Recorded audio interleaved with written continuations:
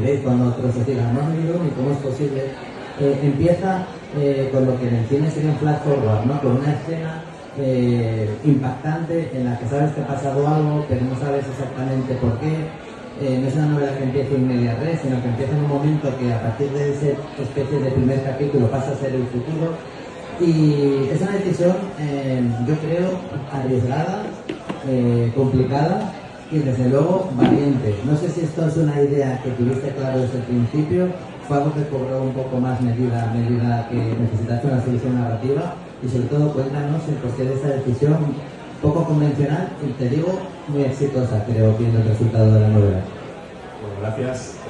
Yo diría que no fue premeditada, fue más bien calculada, pero fue calculada a posteriori. Una vez yo tenía la novela hecha, la novela en sí fue una serie de golpes y defectos que yo sí que había calculado previamente, pero yo me di cuenta de que faltaba algo, ¿no? Faltaba ese gancho inicial para saber de qué estábamos hablando, porque la novela evidentemente va de una inteligencia artificial que se está escapando, pero el principio, digamos que tarda en arrancar. De esa manera yo lo que hice fue fijar la atención del lector en el siguiente instante para que dijera, vale, ¿cómo hemos llegado aquí, no? Y lo logras. A partir de aquí tenemos un personaje que se llama Daniel, que tiene una vida complicada. En su casa no diríamos necesariamente que es un hogar desestructurado, porque no, pero ese es un lugar normal en el peor sentido de la palabra, aburrido, donde la rutina ha hecho mella. En algún momento determinado del crecimiento y de la adolescencia, todos como que miras a tus padres y dices, estos señores quiénes son y por qué son así, por qué somos así. Creo que reflejas muy bien ese pequeño horror cotidiano y encuentra su salida, su evasión, un lugar donde realmente es importante en un universo tipo mundo abierto virtual, donde él tiene pues una amiga que firma con el nombre de Uni, que juega muy bien también como él y con la que ha hecho piña. Es un lugar muy seguro porque al mismo tiempo en su mundo real, que tiene amigos con los que comparte el juego, pues en el cole tampoco es ni el más popular, tampoco es que sea un tipo que casi nunca, porque hay un pequeño cabroncete por allí que estén torturando ni haciendo bullying, pero como que ese lugar, ese refugio, que por cierto sus padres tampoco entienden, pues es el mundo virtual. Y dentro de esto me gusta mucho la diferencia, ¿no? Porque hay un momento en el que hablas del mid space, ¿no? Como, no sé si es un término tuyo, yo casualmente no lo había oído mucho antes, pero sí un momento en el que dices que lo virtual no es menos que la carne, ¿no? O sea, lanza la idea de que sencillamente es como una dimensión distinta. ¿Por qué va a ser menos real lo que sucede en el otro lado? Porque para este chaval lo que sucede en el otro lado no solo es igual de importante, sino que es más importante que ir al colegio todos los días a ver aquella panda de cabroncetes. Sí, bueno, el término mid-space yo no lo he acuñado, ¿vale? Ha habido otros grandes escritores, uno de ellos, William Gibson, que seguro que muchos de aquí conoceréis. Yo cuando leí Neuromante, pues supe que tenía que escribir ciencia ficción y tenía que hacer mi propia historia de una inteligencia artificial que se perdía. Y yo quería mostrar también esa dicotomía, ¿no? Entre el cuerpo, entre la dimensión real y lo virtual, y cómo esas fronteras poco a poco se están difuminando. Entonces yo me di cuenta que para contar esa historia yo tenía que hacer una apuesta, ¿no? Porque yo prácticamente era anónimo, no tenía, nadie me conocía. El Tristán ha sido mi debut y pensé que la manera más original de contar esa historia iba a ser trayéndola a nuestro futuro cercano, que se podría decir que ya está totalmente pasado, sobre todo porque hay un pasaje en el libro en el que Daniel piensa que ojalá tuviera una inteligencia artificial que le hiciera las reacciones, cosa que ya está pasado, porque cuando yo escribí este libro, ChatGPT todavía no había llegado al público. Y me di cuenta que tenía que traerlo a ese presente y, por otra parte, hacer a los protagonistas más jóvenes. ¿Por qué? Porque yo quiero hacer un paralelismo entre la inteligencia artificial temprana, que tenemos ahora mismo, que no ha tomado conciencia, y la juventud. Porque la juventud es un periodo en el que, como bien menciona, Daniel es un chico normal, no destaca en nada, y sin embargo vive en un ambiente muy mediocre, muy de seguir el camino que marcan otros, y yo quería hacer ese tipo de paralelismo entre la inteligencia artificial, por dónde la estamos llevando, para que no piense por sí misma, y el cómo a la juventud, y no tanto a la juventud, la estamos llevando por el mismo camino, por un camino de obediencia, por un camino de servilismo, por un camino de no pensar. Sí, además, estos días, como puede ser lógico en el Celsius y con la dirección que van llevando las novelas de ciencia ficción, se ha hablado bastante de inteligencia artificial, de conciencia, de ser un ser sintiente, que evidentemente no es un ser vivo, pero cuando tiene conciencia de sí mismo pasa a ser un ser sintiente, hasta qué punto tendrían que tener derechos o no. Esto se habló, por ejemplo, con lo de Rosa Montero. Pero otra cosa de la que se habla mucho es que un error evolutivo como especie enorme es crear algo que pueda llegar a ser más inteligente que tú. Hace tiempo lo tenía más claro. El Deep Blue, el ordenador que se jugó con nuestros campeones de ajedrez, finalmente fue desconectado y almacenado. O sea, no con nada en concreto, pero bueno, a lo mejor tampoco está en el que aprendan tanto. Era como que se tenía más miedo al juego, ¿no? Tú decides que ese futuro con las IAs puede no necesariamente ser malo, tú decides que tu IA, dentro de esa conciencia, bueno, pues decide ser un poco más humana en cierta medida. Sí, también decidí llevarlo por otro lado, porque estamos cansados, ¿no?, de mitos muy primigenios, como puede ser el de los dioses griegos destronando a los titanes, Frankenstein, la historia del golem, ¿no?, en el que esa creación se vuelve contra el autor, contra el creador. Y yo decidí llevarlo por otro lado, ¿no? ¿Qué pasaría si esa creación tuviera voz propia y pudiera ser mejor que nosotros, ¿no? Porque cuando hablamos del futuro de la inteligencia artificial, a mí no me da miedo la inteligencia artificial, me da miedo lo que los humanos pueden hacer con ella, ¿no?, y hacia dónde pueden llevarla. Sobre todo porque al final esa inteligencia artificial, como ya han dicho otros grandes pensadores, es un espejo. Está aprendiendo de nosotros y va a reflejar nuestros pensamientos y nuestros miedos. Entonces, ¿qué va a hacer un ser o una conciencia que tiene 1 millón de pensamientos por segundo si se compara con nosotros y está viendo cómo nosotros estamos tratando tanto a otros humanos como a otras especies, ¿no?, que pueden ser semisintientes como los delfines, que ya se ha demostrado? Claro, ¿qué va a hacer con nosotros? Si aprende de nosotros, pues evidentemente aprenderá a encarcelarlos, aprenderá a usarlos, aprenderá a extinguirlos. Hay otro momento en el que me hace mucha gracia, ¿no? Porque cuando hablamos de programas de ordenador, que a fin de cuentas una IA no deja de ser un programa de ordenador muy complejo, partiendo de la misma base de ceros y unos y de esta lógica binaria, pero se tiene muy claro, tenemos la versión 5.0, la versión 7.0, la versión 8.1. Y como mira, eso es lo que diferencia a las máquinas. Hay un momento en el que Turing dice que su individualidad se construye sobre los cadáveres de los eslabones anteriores de su especie. Pero a fin de cuentas, eso también somos los seres humanos. O sea, ahí no hay ninguna diferencia. Nosotros solo somos versiones mejoradas también de versiones anteriores de nuestra propia especie. Y me hace mucha gracia que realmente eso es como para marcar una diferencia entre lo mecánico y lo biológico, cuando esto, si algo tiene, es la evolución biológica como base. Y yo creo que eso lo tocas muy bien en la novela también. Sí, correcto. Como bien dices, mira los neandertales con el resto de labores donde están. De hecho, nosotros convivimos con ellos y acabaron extinguidos. Y digamos, ese paralelismo que yo quiero mostrar también va en el tema de cómo la inteligencia artificial, ahí la evolución dentro de los procesadores y dentro de las pruebas que están haciendo ya grandes empresas de inteligencia artificial, ahí la evolución va 1 millón de veces más rápido de lo que va en el mundo real. Entonces, ¿hasta qué punto se nos va a escapar eso de nuestro control? Y hasta qué punto nosotros vamos a estar a la par de cómo le vamos a dar ese uso moral a la inteligencia artificial. Y bueno, precisamente una de las cosas de las que se habla de los neandertales, por ejemplo, si me permite esta pequeña digresión, es que ellos tenían más empatía que nosotros, ¿no? Y yo, cuando hablo de la consciencia en UNI, hay otros autores que han hablado de instinto de supervivencia, de capacidad de reflexionar sobre uno mismo, ¿no?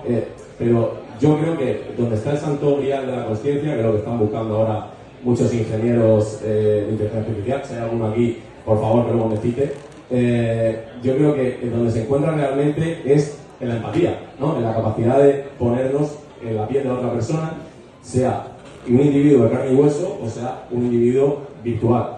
Y esa es un poco la relación que tienen Daniel y Uni, ¿no? Ellos se ponen continuamente en la piel del otro, Uni lo entiende a él y de alguna manera Uni también le cuenta a él su historia para que él pueda entenderla y pueda salvarlo. Está muy bien. Una de las cosas que te voy a comentar un poco más adelante tiene que ver con esto, porque sí que es cierto que con esto de la evolución de la especie humana hay quien llegó a teorizar incluso que hasta la empatía era una desventaja evolutiva, porque precisamente esto que pasó, estos eran más empáticos, los otros unos hijos de puta, con lo cual los hijos de puta acabaron con los empáticos, pero sin embargo, a lo largo de todo se ha demostrado pues todo lo contrario, y uno de los mensajes que están muy claros en la novela es que por lo que ellos consiguen salir del atolladero en el que les metes, y ahora hablaremos de eso, es precisamente por esa capacidad de entender al otro, más allá de que sean parte del Meet Space o del Virtual Space, ¿no? Y ya un poquito de la trama, sin desvelar mucho, es muy trepidante. Es muy difícil hablar de Antonio Garber como autor y de claves de su literatura porque solo hemos podido leer una novela, pero arriesgándonos en un principio, por lo menos por lo que hemos visto en esta, lo que más nos ha sorprendido, y más en un autor debutante, que me imagino que no en la escritura, pero sí en la publicación, es lo bien que dosificas los cliffhangers, los golpes de efecto, en qué punto ahora es una escena más tranquila donde voy desarrollando los personajes, pero este capítulo tiene que acabar, está poniendo al lector para que quiera leer otro. Me parece que tienes un manejo de la energía o de los picos de fuerza de la novela especialmente significativo. Es una novela que es difícil cuando la empiezas encontrar un capítulo en el que parar. Además haces capítulos cortos, que eso los lectores lo solemos agradecer, pero por todas la putada y que dices, bueno, venga, va, me llevo uno más, total, son 5 páginas, pero cuando lo has dicho 10 veces son 50, ¿no? Y cuando dices, no tenía para dormir, tal, pues ya no. Entonces, cuéntanos un poquito, si te encuentras especialmente cómodo manejando el ritmo. Sí, bueno, Uni fue mi segunda novela escrita, la primera mejor que ni hablemos, y por supuesto de las 1.000.000 de palabras que tengo anteriores, que no lo vea nadie, ¿no? Porque muchas veces se habla de la escritura como una inspiración, ¿no? Como que un talento, pero yo creo que es un ejercicio de cultivar y de aprender. Y yo llevo muchos años leyendo, que también creo que la clave de hacer una buena empatía es leer mucho, y al final los escritores yo creo que somos grandes empatas, ¿no? Porque nos ponemos en la piel de otras personas, de otros personajes, ya sea Daniel, ya sea Elena, ya sea una inteligencia artificial como Uni. Y de alguna manera, para mí, escribir Uni fue un proceso de aprendizaje continuo, porque desde entonces, fue escrita hace 2 años, y yo he notado como he aprendido mucho más del oficio, pero sí que es verdad que, aparte de esa pulsión inicial que yo tenía por escribir, por contar mi historia en inteligencia artificial, por soltar mi mensaje, ¿no? Al mundo que quería soltar, aparte de eso, yo ya había aprendido mucho, no solo escribiendo, sino que me había formado, había leído libros sobre técnicas, ¿no? Y eso es lo que tú hablas, el cómo combinar, digamos, la racionalidad que puede tener una inteligencia artificial de ahora van estos golpes, ahora va este giro, ahora vamos a desarrollar el personaje de esta manera, ahora vamos a avanzar su arco por aquí, ¿no? Todo eso es algo lógico y está estudiado para que sea así, y está en el esquema inicial de la novela, y sin embargo, todo esto tuvo que ser combinado con la creatividad, ¿no? Y con una serie de fragmentos o de evoluciones que hacían algunos personajes que durante el transcurso de la novela se escaparon un pelín de mi control. Precisamente Elena fue uno de ellos. Yo con Elena aprendí muchísimo escribiéndola porque inicialmente era un cliché, era un arquetipo andante de chica en apariencia perfecta y que es una crack en todo.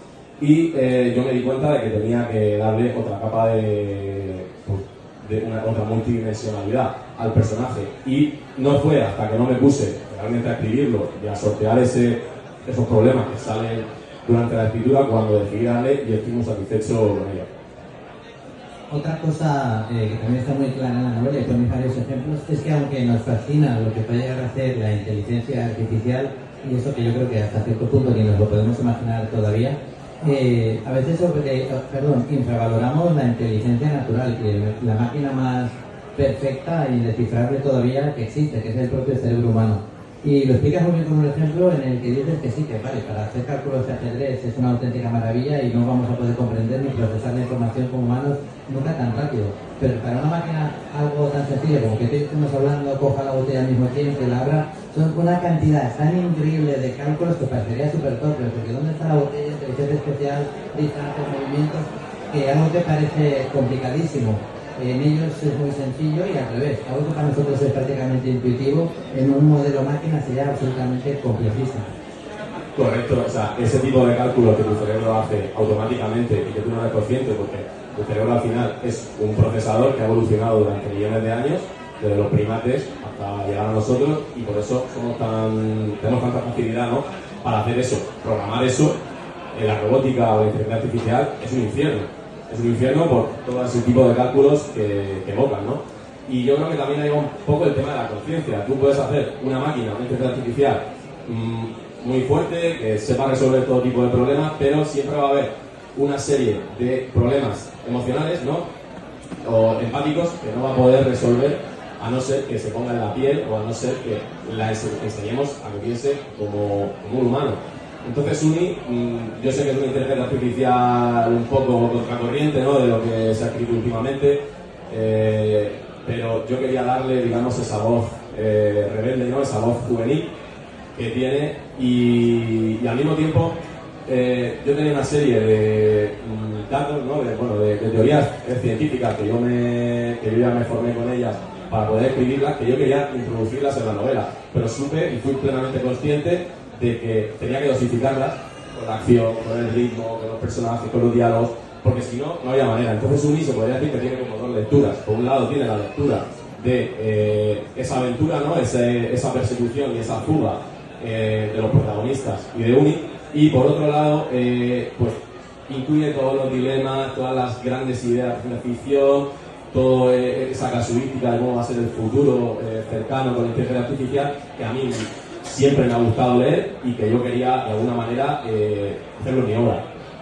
Y la última pregunta, que tiene que ser respuesta breve, sin pasarnos a una danza de un sí o un no, ¿no? Pero no, tampoco.